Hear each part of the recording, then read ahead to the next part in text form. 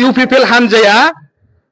national हाइवेआव ओंखारनाय मासे सैमा होनबाबो लस गैया इसिबां गाज्रि बुंनो सोर अधिकार होखो बिथांमोनखौ इसिबां डेभेलप खालामसेयावबो दाख्लैयो जोङो 28 फेब्रुवारि खालि बिपिएफ हानजानि जि आदर्श नीति नियम बेखौ मोजां मोननानैहाय जोङो 7 जन हाबफैदोंमोन नाथाय जोङो दिनैनि दिनाव बुंगोन जों रावखौबो जों फर्सफुलि खालामाखै जों दि बिपिएफ पार्टियाव हाबफैदों आरो बे बिपिएफ पार्टियाव हाबफैनानै जोंनि खामानि मावनायखौ मोनसे मोटिभेट जानानैनो जे फंबायमोना दिनैनि दिनाव बिपिएफ पार्टियाव आरोबाव फैबावदों आरो फैबावनांगौ गोबां दङ मानो होनोब्ला दिनैनि दिनाव इउपिपिएल सरकारनि जि मावनाय दांनाय बेफोरखौ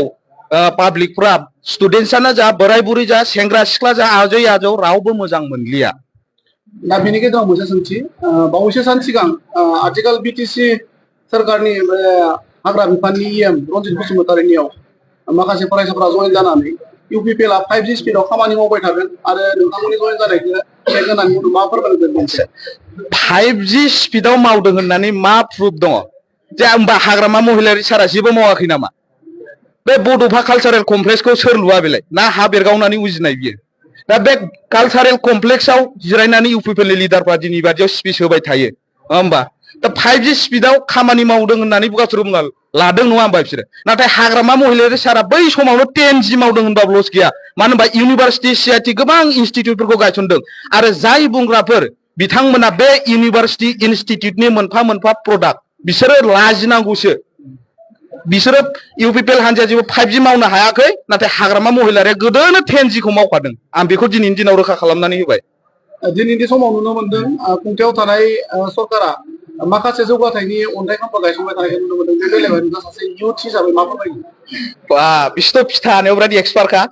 हाग्रामा महिलारि सारा डिब्रुगड़ इउनिभार्सिटिखौ लुनानै होबाय खामानिया जोब्बाय सरकाराव फैयासै हाग्रामा सारा फिथाखौ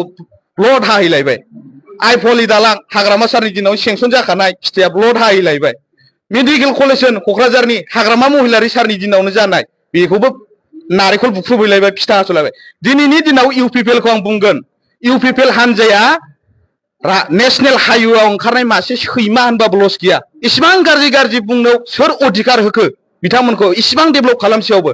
हमनानै ला सैमा मासेया हरनि समाव नेशनेल हाइवेआव ओंखारोबा बिथिंनिफ्रायबो गारि फैगोन बिथिंनिफ्राय गारि फैगोन लाइटखौ आन्दायनानै गेजेराव फाफर बायदि गेब्लेलाङो थिग बिदिनो सेम कन्डिशनखौ फैबाय थानाय समाव जि एमपि इलेक्सन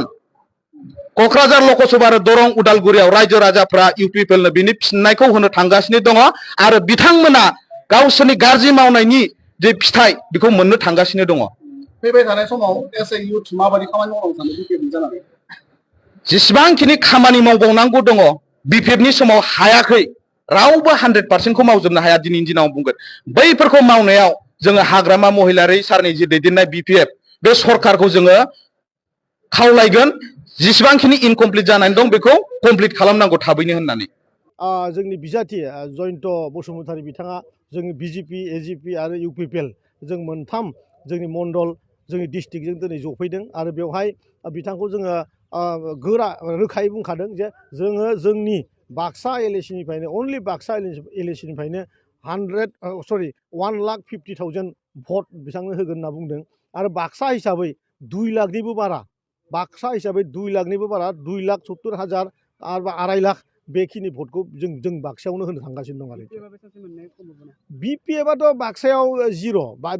जिर' क'क्राझाराव होननाय खोनादों एसे दङ होननानै आं नुफेराखै एसे दं आं बे एसेखौ आङो अबयसे एसे आन्दाज दङ बिथां हाग्रामा महिलारिया बेयाव गसंथानानै दङ हिसाबै एसे दङ खिन्थु बाक्सायाव गैया दा बाक्सायाव गैया नालाय बिथांमोननि भटआ हाइस्टनिफ्राय हाइस्ट माने 25,000निफ्राय 50,000सिम बेसिमल' मोननो हागोन आरोखि बेहाय बिपिएफनि सानैसो लाइमोनफ्राहाय मोनसे 10Gनि कनसेप्ट लाबोदों थ' आं बिथांमोनखौहाय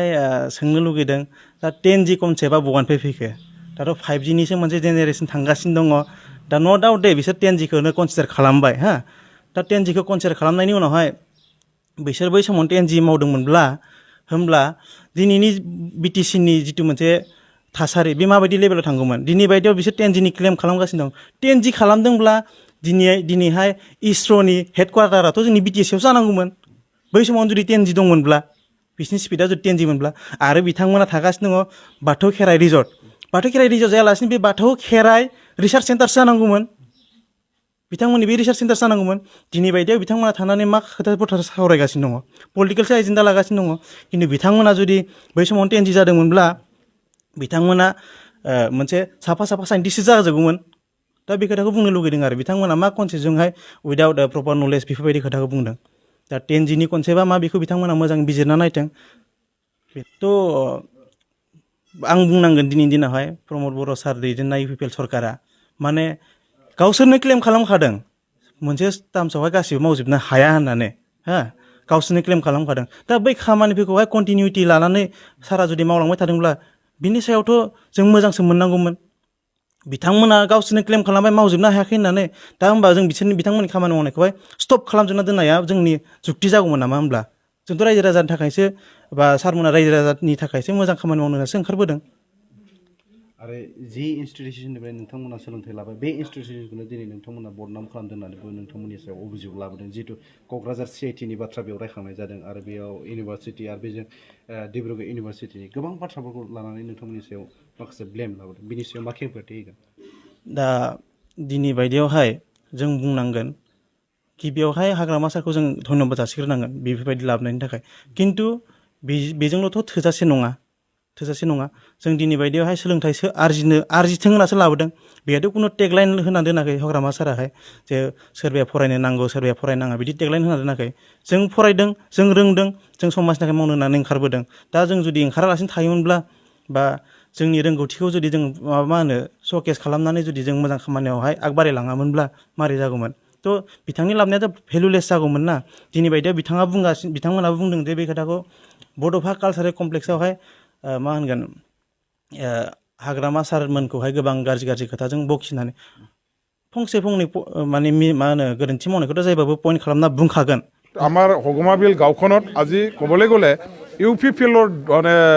দলৰ যিটো ভেটি সেই ভেটিটো একেবাৰে উচ্চন হৈছে বুলি আমি ক'ব পাৰোঁ ইয়াত যিসকল ইউপিপিএল কৰা আছিলে আজি 2-4টাহে মাত্ৰ আছে তেখেতসকলেও সোনকালে ইউপিপিএল দলত যোগদান কৰিব বিপিএফ দলত যোগদান কৰিব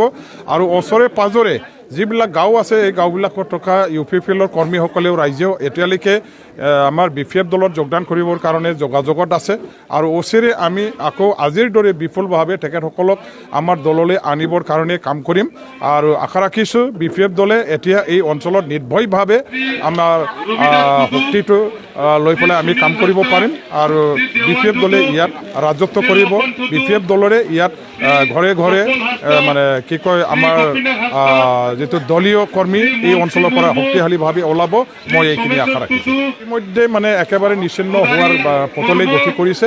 এই দলটো এতিয়া মাষ্ট ইৰ'শ্যন যিহেতু হৈ আছে একেবাৰে দলে বলে আমাৰ ইউপিপিএল দলটো ত্যাগ কৰা যিটো জোৱাৰ উঠিছে গতি উঠিছে অঞ্চলত সেইটো দেখা পাই এতিয়া ইউপিপিএল দল আৰু এই MP ইলেকশ্যনৰ পাছতে মানে থাকিব নে নাই সেইটো ডাঙৰ এটা প্ৰশ্ন হিচাপে এতিয়া উদয় হৈছে আৰু মানুহবিলাকে সঁচাসঁচিকেই ইউপিপিএল দলৰ প্ৰতি আস্থা বিশ্বাস হেৰুৱাইছে যিহেতু এই দল মই ভাবোঁ ৰাইজে এই দলটো আৰু আমাৰ অঞ্চলত নাৰাখে ৰাইজে এই দলটো একেবাৰে নাকচ কৰিব এই দলটো ৰাইজে ত্যাগ কৰিব আৰু এই দল আমাৰ মাজৰ পৰা নিশ্চয় মানে তেখেত নোহোৱা হৈ যাব উচন হৈ যাব একেবাৰে ইয়াৰ পিকচাৰটো আমি দেখিবলৈ পাইছোঁ চাওক ৰাজু নাৰ্জাৰী এজন আমাৰ ইউপিপিএল দলৰ দক্ষ এজন নেতা হয় তেখেত বহু বছৰ মানে আমাৰ দলত আছে আৰু আমাৰ দলতেই এতিয়াও আছে বুলি আমি তেখেতক ভাবোঁ হয় মানে প্ৰাৰ্থী নিৰ্বাচনৰ ক্ষেত্ৰত কিছু হয়তো তেখেতেও দাবীদাৰ এজন মানে প্ৰাৰ্থী হিচাপে আছিলে কিন্তু কথাটো হ'ল কি NDAৰ যিখিনি বিষয় এই বিষয়টো মেইন আৰু সেই NDA যিকোনো ভাবিলে তাত নিশ্চয়কৈ তেনেকেই কেণ্ডিডেটটো মানে ডিক্লেয়াৰ দিয়া হ'ল আমি নাভাবোঁ যে ৰাজু নাৰ্জাৰী ডাঙৰীয়া তেখেতে ইউপিপিএল দলটো এৰি যাব তেখেতে হয়তো মানে অলপ নিজৰ যিখিনি মানসিকভাৱে যিখিনি এতিয়া তেখেতৰ এই মানসিকভাৱে যাতে অলপ শান্ত হ'বৰ কাৰণে তেখেতে কিছু সময়ৰ কাৰণে হয়তো তেখেতে মানে ৰিলিফ বিচাৰিছে এইখিনি যে তেখেতে দলখন এৰি যাব আমি ভবা নাই তেখেতো আমি ভাবোঁ নিৰ্বাচনৰ আগমুহূৰ্তত তেওঁৰ পদত্যাগে বা তেওঁৰ অৱসৰ লোৱাই আপোনাৰ কিবা প্ৰভাৱ পৰিব তেখেতে সেইটো বিচৰা নাই ৰাজু নাৰ্জাৰী নিশ্চিতভাৱে তেখেতে দলটো ক্ষতি হওক সেইটো বিচৰা নাই তেখেতে জাষ্ট নিজক অলপ শান্ত কৰাৰ কাৰণে নিজক মানে মানসিকভাৱে অলপ মানে এই শান্তি কৰিবৰ কাৰণে হয়তো সেইখিনি পদৰ পৰা অলপ সময়ৰ কাৰণে আঁতৰিছে তেখেতে কাম কৰিব সেইটো আমাৰ যোগাযোগটো চলি আছে আৰু তেখেতে নিশ্চয়কৈ দললৈ ঘূৰি আহিব তাত কোনো ক্ষতি নহয়